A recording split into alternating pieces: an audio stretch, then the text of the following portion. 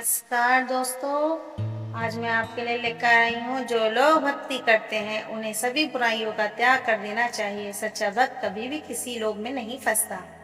दो संत एक साथ रहते थे। एक संत दिन भर भक्ति करता था, दूसरा संत रोज शाम को भगवान को भोग लगाकर खाना खाता था। एक दिन दोनों संतों के बीच झगड़ा हो गया, क्योंकि दोनों खुद को श्रेष्ठ बता रहे थे। भक्ति करते समय मन शांत रहना चाहिए और सभी तरह के बुरे विचारों से बचना चाहिए। जो लोग इस बात का ध्यान रखते हैं उन्हें भगवान की कृपा मिलती है। इस संबंध में एक लोक कथा प्रचलित है। कथा के अनुसार पुराने समय में दो संत एक साथ रहते थे। दोनों की भक्ति का तरीका अलग अलग था। एक संत दिन भर तपस्या और मंत्र जाप करता रहता था, जबकि दूसरा संत रोज सुबह शाम पहले भगवान को भोग लगाता और फिर खुद भोजन करता था। एक दिन दोनों के बीच झगड़ा होने लगा कि बड़ा संत कौन है। इस दौरान वहां नारद मुनि पहुंच गए।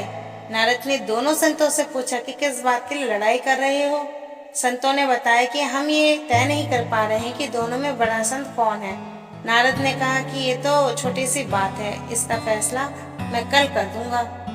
अगले दिन नारद मुनि ने मंदिर में दोनों संतों की जगह के पास हीरे की एक एक अंगूठी रख दी।